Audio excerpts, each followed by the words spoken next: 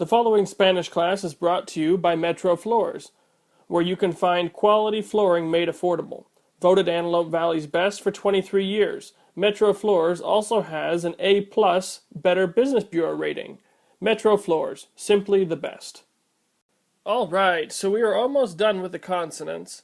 Last class, we talked about the M, N, F, S, L, X, and CH, which makes the ch noise.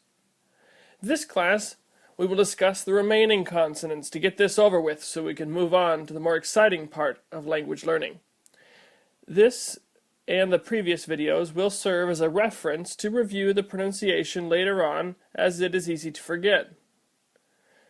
So without further delay, today we will discuss the consonants H, which I briefly mentioned last class, and J, R, V, W, Ñ, and Y. The H is the easiest consonant to pronounce because the H is silent. It never, ever, ever, ever makes noise.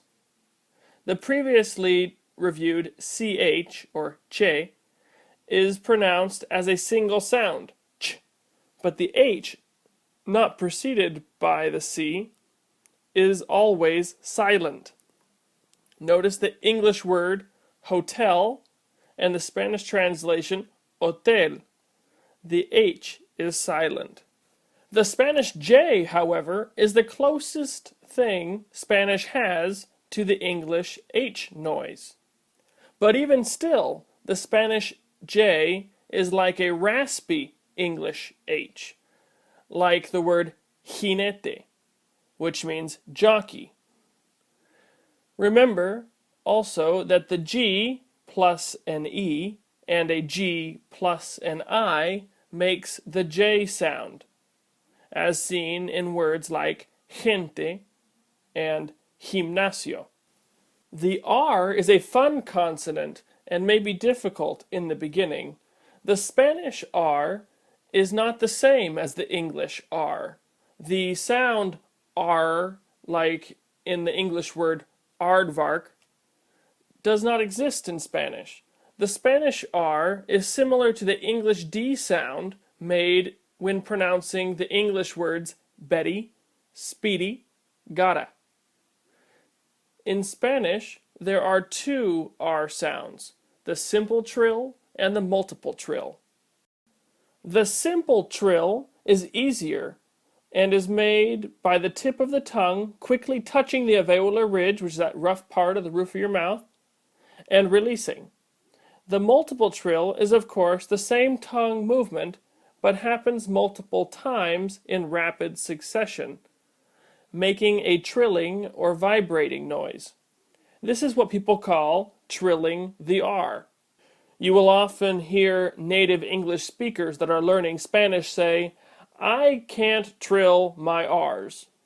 This is simply because in English we don't trill R's. And like anything new, it takes practice. Here I'm going to try and give you a voice sample of two words, one using the simple trill and the other using the multiple trill.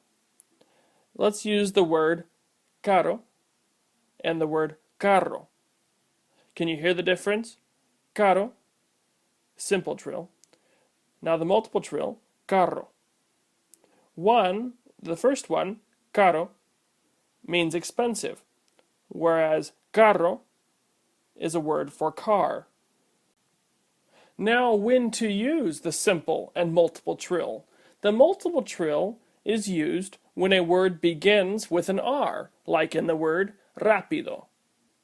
The multiple trill is used when the word contains a double R in the middle of the word, like ferrocarril. And lastly, the multiple trill is used on a single R after an N, S, and L, like in the words Enrique, Israel, and alrededor.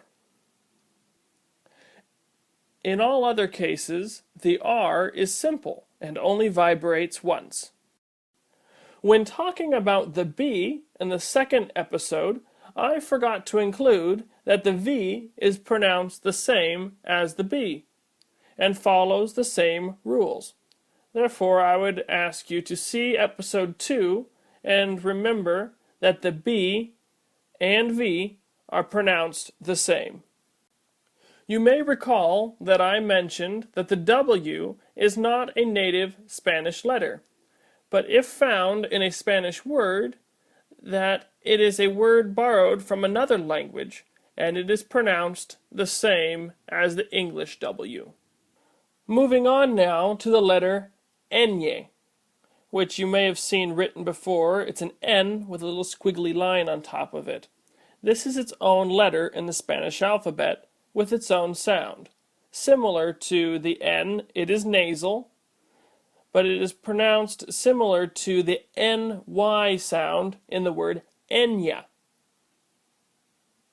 This sound is found in words like España, enseñar, and ñoquis. All right, finally, we are near the end. We have one more consonant, and that is the Y and the double L, which are pronounced the same. They both make the Y noise. There are also countries in South America that pronounce the Y differently. They will pronounce it with a Z noise or a sh noise. No matter how they pronounce it, it is always harder or stronger than the English Y sound. Much of my accent comes from South America, from Chile, and also from Uruguay. And you will most likely hear me pronounce my Ys as a sh sound, as that is part of how the Y is pronounced in Uruguay. So let's take a look at a couple of words, Spanish words, that have the double L or Y. First, the word villa or villa. Second, lluvia or lluvia. Next would be yugo or yugo. The next would be yo or sho. And then there's one small exception. You see the word boy with the Y at the end.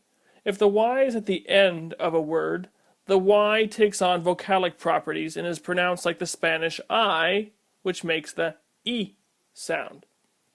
Hence, the word is pronounced boy and not boya. So there's no y noise at the end of it. It makes an I noise, E. So, to review, the H is silent. The J is like a raspy English H. The R is trilled once or multiple times depending on its placement within a word. The V makes the B sound.